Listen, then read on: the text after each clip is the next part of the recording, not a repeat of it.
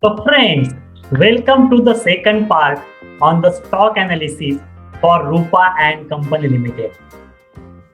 In previous episode, we talked about the company's products, we talked about the company's moat, future growth levers, and we also saw who are the company's competitors and what could be the risk and threats in the future for the company. In this part, we will talk about company's financials, the key ratios. Then we will do a SWOT analysis, strength, weakness, opportunity and threat analysis for the company. And then in the summary, we will see if this company is worth an investment at the current market price. So friends, a warm welcome to you all again, and let's start with the second part on the analysis for Rupa and Company Limited.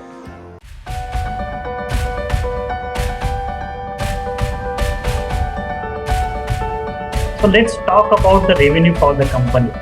Friends, company's revenue has increased from 1015 crore in FY16 to 1300 crores in FY21.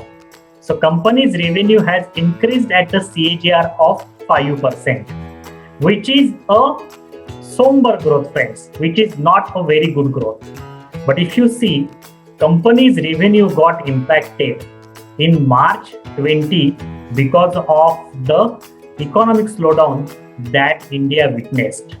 And also, company's revenue also got impacted because of the lockdown that the government imposed in the second half of March 20. Let's talk about the operating profit. Company's operating profit has increased from 132 crores in FY16 to 257 crores in FY21. And company's operating profit margin has significantly increased in FY21 to 20% from 13-14% range, which was observed in the previous years.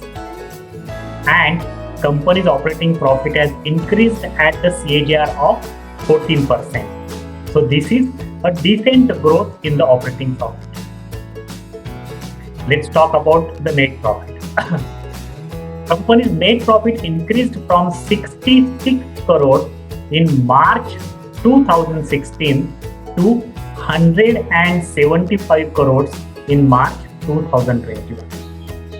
And the profit is increased at the CAGR of 22%, which is a good number.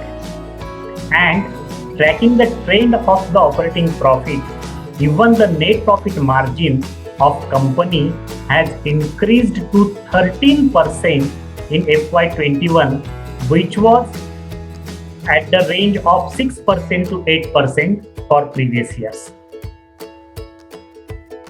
Let's talk about return on equity. So company's return on equity was in the range of 16% to 10% from FY20, but it got increased to 21%. It got increased to 24% in FY21. So 24% again is a very good number when we talk about the return on equity. Talk about the operating cash flow. So company is able to maintain operating cash flow of 211 crores in March 21. It saw a negative OCF in March 19, but barring an exception of March 19, company is able to maintain positive operating profit from March 16 to March 21. Let's talk about some key ratios. The current market price is around 447 rupees. The company's market cap is 3,500 crores. So essentially, this is a small cap to mid cap segment company. The current PE is 19.5, which is almost 20 to 25% discount to its 5-year median PE, which is around 25. And the industry PE is 21.5. So Rupa's current PE is at discount to its 5-year median PE, and it is also less than the industry PE. The 3-year trailing PEG, price to earnings to growth, is also less than 1. It is 0.73. So it means that in last 3 years, company's earning has increased more than the company's P or the company's price. So we can say that the company is fairly valued or undervalued at the current market price. The 5-year stock price CAGR for the company is 10%. So the returns are modest if you talk about the stock CAGR for 5 years for Rupa company. But company has got a good traction from March 21 onwards, and it has almost gained 50% in last 3 to 4 months. Promoter holding is around 73%, and there is no promoter pledge. Operating margin 20%, net margin 13%. And as we saw, the operating profit margin and net profit margin has increased significantly in financial year 21. The debt to equity ratio is 0.2, so it is almost a zero debt company. ROE is 24%, latest ROE. 5-year ROE is 18%, and the dividend yield is 0.67%. So friends, these are the various key financials and the key ratios for Rupa company.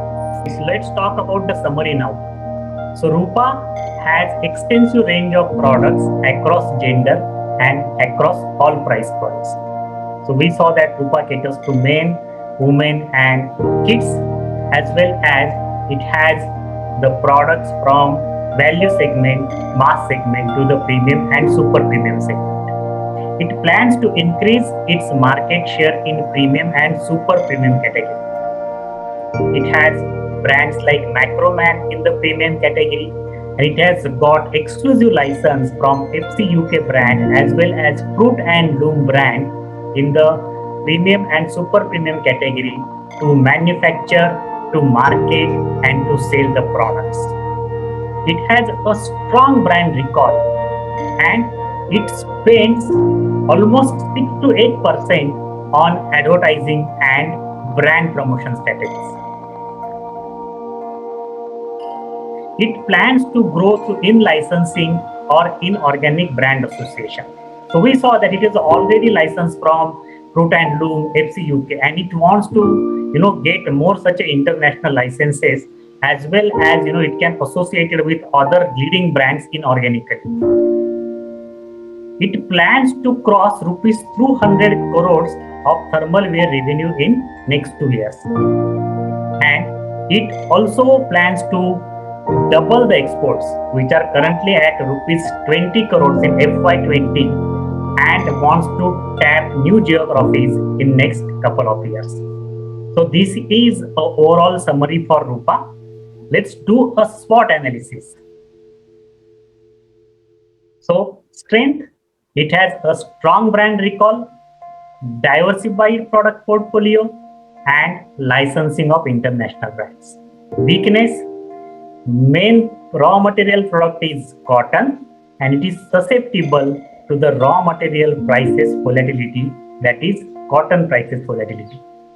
Opportunity, shifting from the economy segment to the premium and super premium segment, and also increase the internet penetration, more e-commerce revenue. These are opportunity in the future.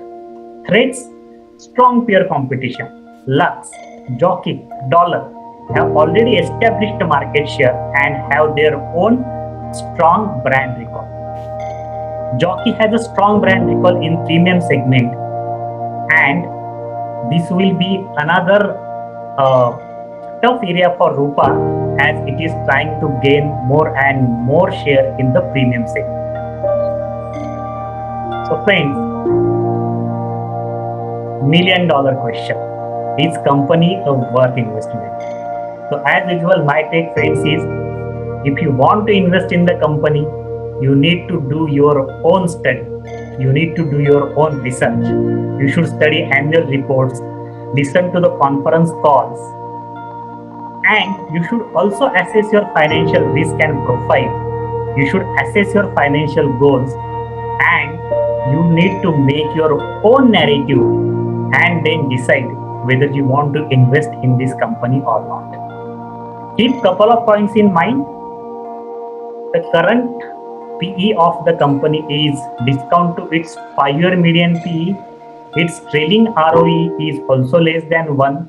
So we can say that the company is fairly valued, and if it is able to gain more and more share in the premium and super premium brands, then that can increase company's revenue as well as profitability in future. But friends, don't take these as tips to invest in this stock. As I stated, you need to make your own narrative, and you need to decide whether this company is worth an investment for you. So friends, with this, we are coming to the end of this episode.